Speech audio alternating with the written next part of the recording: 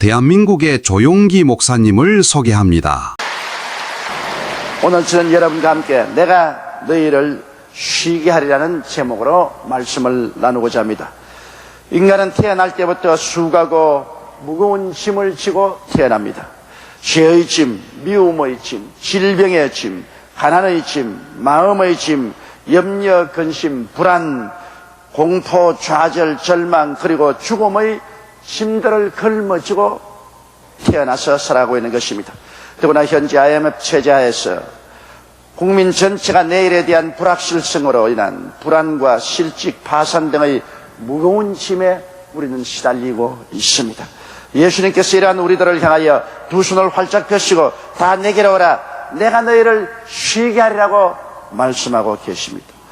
도대체 예수님은 어떤 분이시기에 국가도 이웃도 감당치 못하는 무거운 짐진 자들을 하나 없이 내게로 오라고 말씀하고 계시는가요? 첫째로 우리가 알아야 될 것은 예수님께서 이 말씀을 하실 때는 예수님이 능히 우리를 도울 수 있는 실력이 있기 때문에 그런 것입니다. 실력이 없는 사람이 휴가고 무거운 짐진 자들은 다 내게로 오라, 내가 너희를 편히 쉬게 하였다고 말했다면 이 사람은 정신병자인 것입니다. 그러나 예수님께서는 능히 이 일을 할 수가 있습니다. 우리가 구약 성경에 보면 이스라엘이 바벨론의 포로로 잡혀갔을 때 그 가운데 사드락, 메삭, 아벳느고는 하나님을 열심히 섬기고 주님 중심으로 선 귀한 일꾼들이었습니다.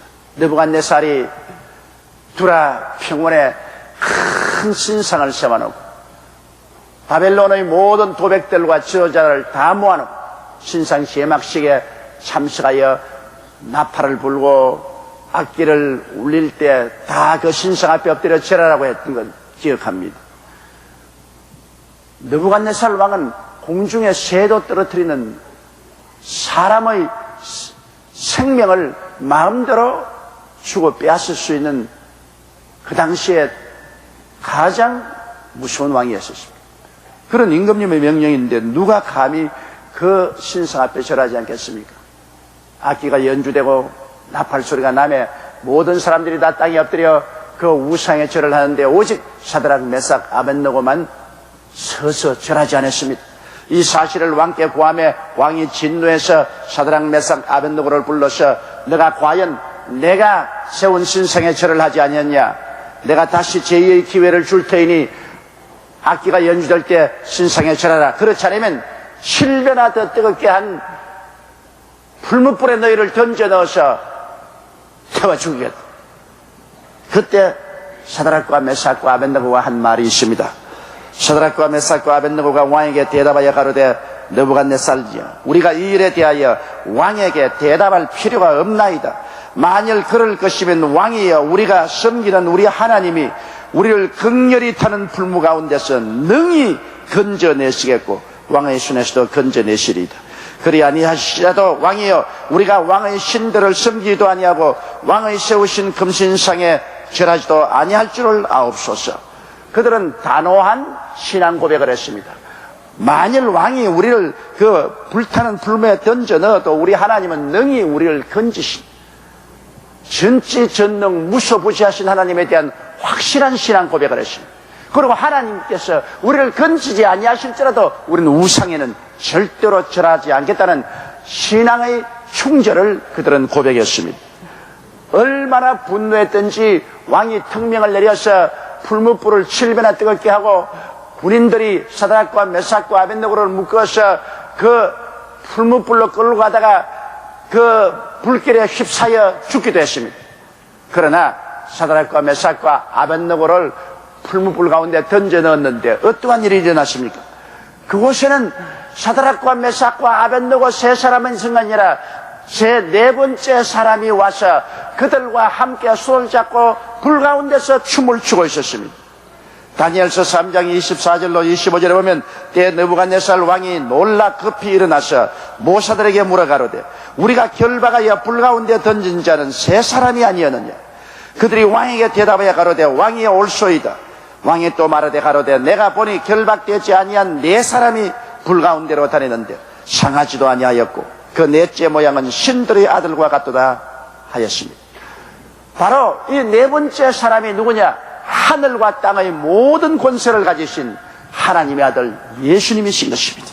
사드락과 메삭과 아벳니고의 신앙 고백과 그들의 충절의 고백을 쫓아서 주님은 보좌에서 뛰어내려 그 풀무 가운데 뛰어들어와서 사드락과 메삭과 아벳니고의 결박을 다 풀고 불의 세력을 멸하고 그들과 함께 불구덩이 속에서 춤을 추고 있었습니다. 이것이 우리 주 예수님인 것입니다. 예수님께서 수고하고 무거운 짐진 자들은 다 내게로 오라, 내가 너희를 쉬게 하려고 한 말은 큰 말이 아닙니다. 예수님은 이와 같은 실력이 있습니다. 불꽃 가운데서도 자기의 백성들을 구출할 수 있는 능력의 하나님이신 것입니다. 마태복음 28장 18절에 예수께서 나와 일러 가라사대 하늘과 땅의 모든 권세를 내가 주셨다고 말한 것입니다. 지금 이 세상의 권세도 예수님의 손에 있고 하늘의 권세도 예수님 손에 있습니다. 그는 마태복음 28장 20절에 내가 너희에게 분부한 모든 것을 가르쳐 지키게 하라. 볼지어다 내가 세상 끝날까지 너희와 항상 함께 있으라고 말씀한 것입니다. 주님께서 가끔 가다가 우리와 함께 계시겠다고 말씀한 것이 아닙니다. 24시간 항상 어느 처소에든지 우리와 함께 계시겠다고 말씀하신 것입니다. 이 예수 그리스도의 말씀대로라면 주님은 이 자리에 우리와 함께 계신 것입니다. 이 예수님께서 우리에게 말씀한 것이 내게 와서 나의 멍에를 메고 내게 배우라고 그는 말씀하셨습니다. 그러므로 오늘 두 번째 생각하고 싶은 것은 주님의 멍에를 메라고 했는데 주님의 멍에는 도대체 무엇을 말하는 것입니까? 여러분, 옛날에 팔레스타인에서는 소로서 밭을 갈 때 어미소가 멍에를 걸머쥐고 새끼 소를 어미소 멍에 밑에 같이 세워서 밭을 갑니다. 큰 멍에가 어미소 목에 걸려있고 그 밑에 새끼 소가 함께 서서 밭을 갑니다. 이것은 새끼 소에게 밭을 가는 방법을 가르치는 것입니다. 똑바로 걸어가서 밭구랑을 똑바로 갈게 하는 것을 가르치는 것입니다. 그래서 농부가 이러 하고서 어미소의 채찍을 때리면 어미소가 잔뜩 긴장을 하고 온몸에 힘을 다 들이고 목에 힘줄을 내면서 그 멍에를 끕니다. 그런데 새끼 소는 그 옆에 어미의 멍에 밑에 들어있기 때문에 걸어가도 조금 더 힘이 들지 않습니다. 아마 새끼 소는 가끔 가다가 어미를 바라고 말하겠습니다. 왜 이렇게 힘을 쓰는가? 나는 그냥 걸어가도 아무 힘도 안 드는데 어미는 온 목에 혈관을 세우고 몸 전체 근육을 뻣뻣하게 하고 땀을 뻘뻘 흘리며 애를 쓰며 장기를 끌고 가는가? 왜 이런가? 아마 새끼소는 이해를 할 수 없을 것입니다.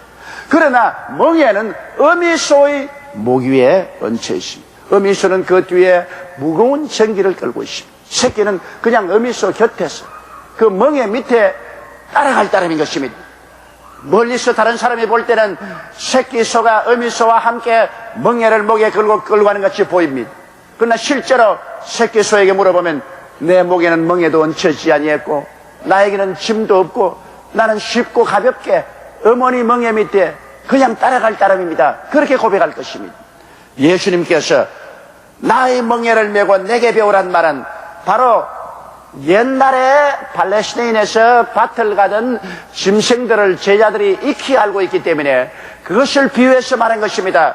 예수님께서 나의 멍에라고 말했습니다. 너의 멍에가 아닙니다. 내 멍에를 메고 내게 배우라고 말씀하신 것입니다. 그러면 예수님의 멍에는 무엇이었습니까? 예수님은 이 땅에 오셔서 우리 위해서 멍에를 걸머쥐기 위해서 오셨습니다. 예수님의 멍에는 바로 갈보리산 십자가입니다. 예수님은 갈보리산 십자가의 멍에를 그의 몸에 걸머쥐고 그 멍에가 끌고 간 짐이 무엇입니까? 예수님이 멍에를 걸머쥐고 끌고 간 짐은 당신의 짐이 아니라 바로 인류에게 내려진 짐, 여러분과 나의 짐을 예수님은 당신의 멍에에 끌고 가신 것입니다. 예수님은 십자가 멍에에 우리의 죄짐을 짊어지셨습니다. 아담 하와 이후로 마지막 인류까지 지은 모든 죄를 예수님은 당신의 멍에에 걸머쥐고 가셨습니다. 그러므로 죄짐은 무거웠습니다. 힘들었습니다. 고통스러웠습니다. 예수님은 피를 흘리고 땀을 흘리고 살을 찢으면서 그 멍에를 걸머지신 것입니다. 요한복음 1장 29절에 보면 보라 세상 죄를 지고 가는 하나님의 어린 양이라고 말하셨습니다. 예수님은 바로 그 멍에 우리의 죄짐을 짊어지신 것입니다. 또한 예수님은 그 멍에 우리의 마귀와 세상의 종된 짐을 짊어지신 것입니다. 우리는 아담과 하와이로 마귀의 종으로 살았습니다. 마귀는 우리 속에 세상을 가득 채워놓고 세속으로 우리를 끌고 갔었습니다. 하나님도 없고 하나님을 알지도 못하고 하나님과 관계도 갖지 못하게 했습니다. 그래서 하나님과 멀리 멀리 떠난 먼 나라에서 지옥을 향해서 줄다람쳐 가고 있었습니다. 그런데 예수님께 오셔서 우리의 마귀와 세상의 종된 짐을 당신의 멍에에 걸머지고서 이 마귀와 세상을 주님께서 멸하신 것입니다. 갈라디아서 4장 7절로 8절에 보면 너희가 아들인 고로 하나님이 그 아들의 영을 우리 마음 가운데 보내사 아바 아버지라 부르게 하셨느니라. 내가 이후로는 종이 아니요, 그렇게 말했습니다. 우리는 이제는 마귀와 세상의 종이 아닙니다. 예수님이 마귀와 세상의 멍에를 대신 짊어짐으로 우리는 해방되어 하나님의 자녀가 되어서 하나님의 성령을 받고 하나님을 아바 아버지라 부르게 했던 것입니다. 예수님은 우리의 마음의 슬픔과 육체의 질병의 짐도 그 멍에에 걸머졌습니다. 예수의 멍에에는 우리의 한없는 슬픔과 고통, 마음의 병을 걸머셨으며 육체의 질병과 고통을 걸머셨습니다. 이사야서 53장 4절 5절에 그는 실로 우리의 질고를 지고 우리의 슬픔을 당하였다고 말씀하고 있는 것입니다. 예수님은 그 멍에 우리의 생활의 어려움은 짐을 짊었습니다. 수많은 사람이 생활고로 허덕이지 않습니까? 이 생활고로 허덕이는 그 짐을 예수님이 당신의 멍에 위에 걸머지신 것입니다. 마태복음 6장 31절로 33절에 그러므로 염려하여 이르기를 무엇을 먹을까 무엇을 마실까 무엇을 입을까 하지 말라. 이는 다 이방인들이 구하는 것이라. 너희 천부께서의 모든 것이 너희에게 있어야 될 줄 아시느니라. 너희는 먼저 그의 나라와 그의 일을 구하라. 그리하면 이 모든 것을 너희에게 도하시리라 하신 주님께서 우리에게 짊어지어진 저주와 가난과 낭패와 실망의 짐을 다 옮겨서 당신의 십자가 멍에 위에 주님이 걸머진 것입니다. 그리고 주님께서는 우리의 죽음의 짐도 그 멍에 짊어지셨습니다. 요한복음 6장 54절에 내 살을 먹고 내 피를 마시는 자는 영생을 가졌고 마지막 날에 내가 그를 다시 살리라고 한 것처럼 예수님은 살을 찢고 피를 흘리시면서 우리 죽음의 짐도 그 멍에 걸머지셨습니다. 예수님의 십자가의 멍에는 가벼운 것이 아닙니다. 너무나 수고하고 무거운 짐입니다. 우리 인류로서는 도저히 감당할 수 없는 그런 짐입니다. 우리는 그 짐을 지고 모두 다 지옥으로 침몰해 가고 있었습니다. 그런데 예수님이 오셔서 십자가의 멍에 위에 우리의 짐을 다 거두어서 짊어져 버리고 말한 것입니다. 예수님이 십자가 멍에 위에 우리의 짐을 짊어지고 땀을 흘리고 피를 흘리고 살을 찢고 온갖 고통을 다 당하셨습니다. 그러고 난 다음에 주님께서 오늘 우리에게 손을 활짝 내밀고 뭐라고 말씀합니까? 수고하고 무거운 짐진 자들은 다 내게로 오라. 내가 너희를 쉬게 하리라. 너희는 내게로 와서 나의 멍에를 메고 내게 배우라. 주님께서는 나의 멍에를 메라는 것은 나의 멍에 밑으로 돌아오라는 것이죠. 어미소가 멍에를 목에 걸고 끌 때 새끼소를 그 멍에 밑으로 돌아오라고 하는 것처럼 주님은 오늘 인류들에게 예수님의 십자가 멍에 밑으로 들어오라고 말한 것입니다. 왜 너희가 짐을 지고 있느냐? 이미 내가 다 짊어진 짐을 너희가 왜 짊어지느냐는 것입니다. 너희 죄짐은 내가 짊어지었고 마귀의 종된 짐도 내가 짊어지었고 슬픔과 고통도 내가 짊어지고 가난과 저주도 내가 짊어지고 죽음과 지옥의 짐도 내가 짊어졌는데 왜 새삼스레 내가 또 짊어지고 있느냐? 왜 그걸 짊어지고 수고하고 무거운 인생길을 걸어가느냐? 남녀노유 빈부 기춘할 것 없이 내게로 오라. 그리고 나의 멍에 밑으로 들어오너라. 나의 멍에를 걸머지라. 예수님이 우리 대신 종의 멍에를 메셨으니 다시는 종의 멍에를 매지 말아야 됩니다. 갈라디아서 5장 1절에 그리스도께서 우리로 자유케 하시려고 자유를 주셨으니 그러므로 구석에 서서 다시는 종의 멍에를 매지 말라고 말했습니다. 주님은 멍에를 이제 매지 말라고 말합니다. 우리는 예수님의 십자가 멍에 밑에 들어가 우리 짐을 모두 예수님의 멍에 맡기고 따라가기만 하면 되는 것입니다. 시편 55편 22절의 말씀을 한번 따라 읽으십시오. 내 짐을 야훼께 맡겨버리라. 너를 붙드시고 의인의 요동함을 영영히 허락지 아니하시려다. IMF 체제로 실직, 해고, 파산, 깨어지는 가정, 또 자녀 입시, 자녀 문제, 이러한 여러 가지 문제로 우리 한국 사회가 흔들리고 있습니다. 우리의 가정들이 흔들리고 있습니다. 오늘 우리에게 새로운 힘이 필요하고 용기가 필요하고 평안이 필요한 것입니다. 그런데 예수님께서는 여기에 너희가 이런 짐을 지고 비틀거릴 필요가 없다. 내게로 오라. 그리고 내 멍에 밑으로 돌아오라고 말한 것입니다. 여러분, 성경 요한복음 14장 20절에 평안을 너희에게 끼치노니 곧 나의 평안을 너희에게 주노라. 내가 너희에게 주는 것은 세상에 주는 것 같지 아니하리라고 말한 것입니다. 세상에 주는 평안은 금시 주었다가 그 다음 빼앗아버립니다. 예수님이 주는 평안은 그리스도의 멍에 밑에 들어가면 영원히 내 짐은 옮겨지고 내 마음속에 평안이 가득 차게 되는 것입니다. 염려, 근심, 초조, 절망, 죽음이 사라지고 마는 것입니다. 그러므로 여기 세 번째 주님께서는 내 멍에 밑에 들어와서 살아가는 길을 배우라고 말하십니다. 오늘 수많은 사람들이 예수님의 멍에 밑에 들어가서 주님을 따라가는 길을 배우지 못하기 때문에 그리스도가 주는 그 자유와 해방과 평안을 누리지 못합니다. 예수님의 십자가 멍에 밑에 들어가서 예수님과 함께 살아가려면 예수님이 뭐라고 말하십니까? 나는 마음이 온유하고 겸손하니 나의 멍에를 메고 내게 배우라고 말한 것입니다. 우리가 마음의 온유함을 배워야만 되는 것입니다.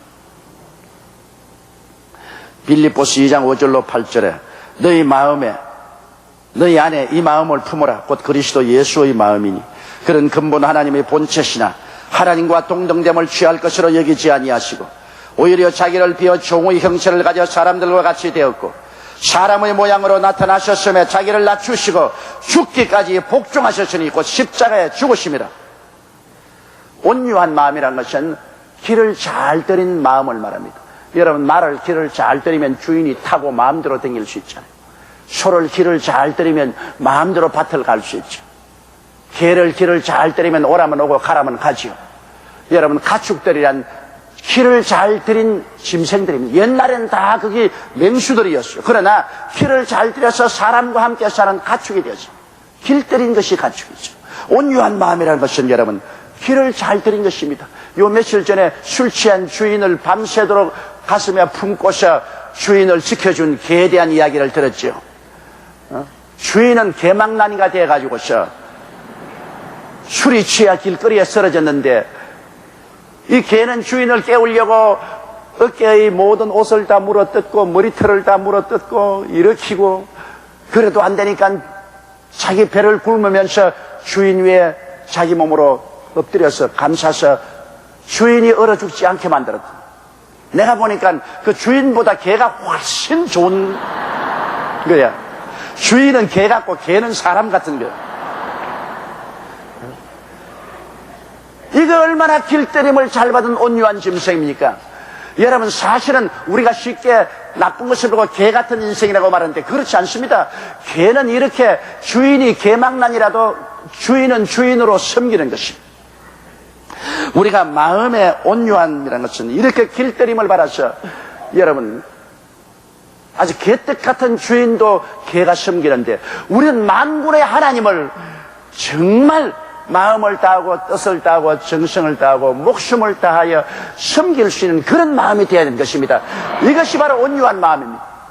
그래서 길들임을 잘 받으면 순종하고 따라가죠. 앞으로 가자 하면 가고 뒤로 가자면 가고 안전을 안고 서라면서 내 고집대로 살지 않냐고 주님 뜻대로 삽니다. 온유한 새끼가 어미가 가는 대로 그 멍에 밑에서 따라가지 않습니까? 이러므로 온유한 마음은 순종하고 잘 따르는 마음입니다. 예수님께서는 온유한 마음을 배워라. 나는 굉장히 온유하다고 예수님 말씀. 나는 아버지 하나님이 명하시면 죽기까지라도 복종한다. 아버지가 십자가 걸머지라면 십자가 걸머지고 죽으라면 죽는다. 나의 온유함을 배워라. 그러므로 천방지축으로 뛰는 마음에 길들임을 받게 하라. 순종을 배워라. 우리 신앙생활 가운데 가장 중요한 것은 하나님을 따라가는 마음인 것입니다. 순종하는 마음인 것입니다. 내 고집대로 내 마음대로 사는 것이 아닙니다. 순종이 제사보다 낫고 하나님의 말씀 듣는 것이 수양의 기름으로 드린 것보다 낫다고 성경은 말씀하고 있는 것입니다. 순종해야 예수님의 십자가 멍에 밑에서 우리가 따라갈 수 있지 않습니까? 그 다음 주님은 겸손한 마음을 배우라고 말했습니다. 겸손한 마음이란 자기를 자랑하거나 자기를 의뢰하지 않은 마음인 것입니다. 잠언서 3장 5절로 6절에 너는 마음을 다하여 야훼를 의뢰하고 내 명철을 의지하지 말라. 너는 범사의 그를 인정하라. 그리하면 내 길을 지도하시려. 겸손한 마음은 자기를 자랑하거나 자기를 의뢰하지 않은 마음인 것입니다. 주 예수님과 하나님을 자랑하고 주 예수님과 하나님을 의뢰하는 마음인 것입니다. 그리고 겸손한 마음이라는 것은 주님을 굳세게 믿는 믿음을 말하는 것입니다. 겸손한 사람은 자기를 의지하지 않냐고 주님을 죽도록 의지하는 것입니다. 눈에 나무 정가 안 보이고 귀에는 아무 소리 안 들리고 손에는 잡히는 없어도 한번 믿었으면 그대로 믿음으로 따라 나가는 것을 말하는 것입니다. 베드로전서 5장 6절로 7절에 그러므로 하나님의 능하신 손 아래서 겸손하라. 때가 되면 너희를 높이시리라. 너희 염려를 다 주께 맡겨버리라. 이는 제가 너희를 권고하시리라. 하나님 앞에 전적으로 맡기고 전적으로 의지하는 것입니다. 여러분, 이스라엘 백성이 하나님의 강한 순간 편팔로 애굽에서 300만이 따라 나왔으나 그들이 광야에서 다 죽고 적과 꾸려는 땅에 못 들어간 이유는 그들이 온유하지 아니었습니다. 길들임을 받지 않고 순종을 안 했고 겸손하지 않았었습니다. 겸손해서 환경을 바라보지 않고 주님을 절대로 의지하고 따라가는 겸손한 마음이 있지 않고 어디 하나 자기들 고집을 내세우고 자기가 아는 체하고 자기들 주장을 했습니다. 나는 이런 이야기를 읽어본 적이 있습니다. 어느 가정에 어린 아들이 있었는데 정말 피아노를 잘 쳐요. 피아노에 천재적인 소질이 있습니다. 그러나 그를 가르칠 만한 선생이 오직 한 분밖에 없었습니다. 그러나 그 선생님은 이미 은퇴하셔서 학생을 받아들이지 않습니다. 그러나 어머님이 그 어린아이를 데리고 그 선생님에게 가서 한 번만 이 어린아이의 피아노 연주를 들어달라고 그랬습니다. 그래서 선생이 허락하는데 그 노 선생 앞에서 어린아이가 피아노를 치는데 그게 불꽃같이 번뜩이는 천재성이 보였습니다. 선생님은 이미 은퇴해서 제자를 다시 안 받아주려고 했지만은 이 어린아이의 피아노 솜씨를 보고는 그 마음에 불꽃이 올랐습니다. 이놈을 내가 키워야 되겠다. 그래서 그 선생이 온 정열을 다 퍼부었죠. 이 어린아이에게 피아노를 가르쳤습니다. 이 어린아이가 청년이 됐을 때 그는 아주 유능한 피아니스트가 되었습니다. 그가 데뷔하는 날 음악당에는 사람들이 꽉 들어찼습니다. 선생님은 2층에 앉아 있는데 이 청년은 피아노를 연주했습니다. 한국조 연주할 때마다 사람들은 모두 다 매료되었습니다. 사람들은 앙콜 박수를 치고 그리고 돈을 던졌습니다. 그가 연주하는 피아노 밑에는 돈이 1불짜리, 10불짜리, 20불짜리가 수북이 쌓였습니다. 연주가 끝날 때마다 사람들은 감격해서 와서 그냥 돈을 던졌습니다. 박수를 쳤습니다. 그런데도 불구하고 이 청년은 발코니 위에만 쳐다보고 있습니다. 사람들이 이상하게 생각했습니다. 이 청년은 박수 치는 사람도 바라보지 아니하고 그 발밑에 떨어지는 수많은 지폐도 바라보지 아니하고 오직 고개를 들어 발코니만 쳐다보고 있습니다. 일제히 사람들이 눈을 돌이켜 쳐다보니 그 발코니 위에 백발이 성성한 선생이 앉아서 그 제자를 보고 고개를 끄덕끄덕하면서 그런 소로 중얼했습니다. 그래, 항상 위만 쳐다보라. 박수를 치는 사람을 쳐다보지 말고 발밑에 떨어지는 돈을 바라보지 말고 항상 위만 쳐다보라. 항상 위만 쳐다보면 너는 끝없이 발전할 것이다. 여러분, 저는 그 이야기를 듣고 저희 마음속에 감동을 느꼈습니다. 우리가 이 세상에 아무리 부귀영화 공명이 많다고 할지라도, 또 그렇지 않고 낭패와 실망과 고통을 당할지라도 우리가 위만 쳐다보고 살아가야만 되는 것입니다. 거기에는 하나님이 계시고 그 우편에 예수 그리스도가 앉아 계신 것입니다. 우리가 하나님을 바라보고 온유하여 순종하고 겸손하여 하나님께 모든 것을 의지하고 맡기면 우리는 예수 그리스도의 십자가 밑에 들어가서 그리스도와 함께 인생을 살아갈 수가 있는 것입니다. 주님은 영원히 우리의 짐을 십자가로 청산하신 분이신 것입니다. 우리가 온유하고 겸손하게 주님을 따르고 굳세게 믿고 의지하면, 그리고 간절히 기도하여 우리의 짐을 다 주님께 내어 맡겨버리면 예수님의 십자가 명예 그늘 밑에서 행하게 되고 우리의 삶은 쉽고 가볍게 살아갈 수가 있게 되는 것입니다. 여러분, 예수님은 지금도 우리의 짐을 지시는 하나님이신 것입니다. 시편 68편 19절을 한번 따라 말씀해 주십시오. 날마다 우리 짐을 지시는 주, 곧 우리의 구주이신 하나님을 찬송할지로다. 이 예수님께서 여러분을 향하여 오늘 손을 내밀고 IMF 한파로서 개인, 가정, 생활, 자녀, 사업 모든 것이 뒤어 흔들리고 불안하고 깨어지고 무너질 때 수고하고 무거운 짐진 자여, 왜 내가 짐을 지느냐? 왜 너가 짐을 지느냐? 다 내게로 오라. 그 짐 내가 십자가로 다 걸머졌으니 그 짐 내 십자가에서 내려서 짊어지지 말고 내게 맡기고 내 십자가 밑에 들어와서 나와 함께 가자. 나는 마음이 온유하고 겸손하다. 너도 온유해서 순종하고 겸손해서 하나님 믿고 나오면 내가 책임져 주마. 내가 다 걸머쥐고 가주마. 내가 도와주마. 내 멍에는 쉽고 내 짐은 가볍다. 인생을 쉽고 가볍게 소망과 기쁨과 즐거움을 가지고 살아라. 그렇게 주님께서 말씀하십니다. 오늘 이 주님을 향하여 우린 두 손을 활짝 들고 천부의 여지없어서 손 들고 주여 내 짐을 다 주님께 맡기고 온유하고 겸손한 마음으로 주님 십자가 밑에 들어가서 주님을 따라가며 살겠나이다. 새로운 신앙 고백을 하고 오늘 예배를 마치고 나갈 때 짐 다 예수께 맡기고 쉽고 가볍게 나가십시오. 불꽃 가운데서 사드락과 메삭과 아벳네고를 건진 예수님은 오늘날 이 세상의 불꽃 가운데서 여러분과 나를 건져 주시는 것입니다. 우리 다 같이 고개 숙여 기도드리겠습니다. 전능하시고 거룩하신 우리 하나님 아버지, 예수님을 보내주셔서 주님이 우리 위해서 멍에를 걸머져 주신 것을 감사합니다. 예수의 멍에가 인생고를 다 걸머지시고 이제 우리를 십자가 밑에 들어와서 함께 가자고 말씀하십니다. 내가 너희 짐과 너희 고통을 다 짊어지셨으니 내 십자가 멍에 밑으로 돌아오라는 주님 앞에 우리 다 나오게 도와주시옵시고 우리 짐 다 주님께 맡겨버리고 쉽고 가볍게 주님과 함께 즐겁게 인생을 살아가게 도와주시옵소서. 오직 순종과 믿음으로 우리가 주님의 기적을 의지하고 살아가게 도와주옵소서. 예수님 이름으로 기도드리옵나이다. 아멘. 할렐루야. 아멘. 목사님 감사합니다. 구독과 좋아요는 제작하는 데 힘이 됩니다. 감사합니다.